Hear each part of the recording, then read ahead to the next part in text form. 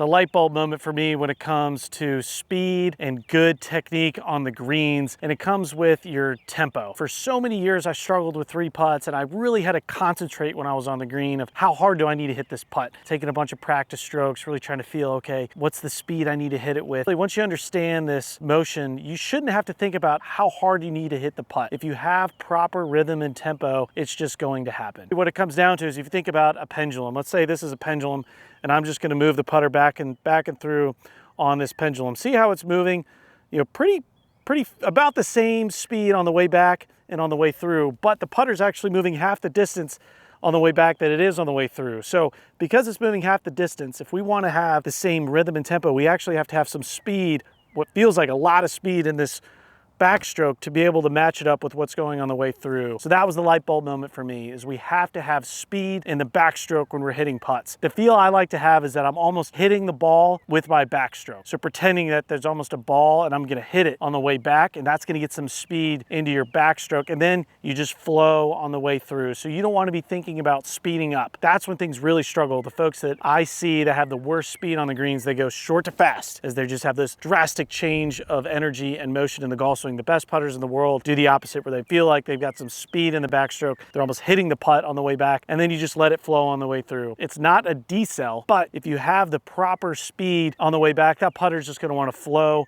on the way through. And the last note is, if we go back to that pendulum, and if we think about a perfect pendulum, and then we put a ball in here, there's gonna be a transfer of energy. So if we have a perfect pendulum, once it comes back and through at the same tempo, with the transfer of energy into the ball, the fall through will actually be slightly shorter than the backstroke, which is a little bit weird for folks, because when you first learn the game, it's make sure you follow through, short back, faster through. That's terrible advice for putting. You actually, with a proper technique, want that follow through to be slightly shorter. Comes back to sort of that pop type stroke, but really you're getting some nice speed. You're hitting the putt on the way back. It's just flowing on the way through. And if you're doing it perfectly, that follow through is going to be a little bit shorter. But like I said, last thing you want to do is think about decelling. Just let the putter flow on the way through. So go ahead and watch me as I hit this putt here, but I'm focusing on getting some nice speed in the backstroke. I'm going to feel like I'm hitting the putt on the way back and then letting the putter flow on the way through.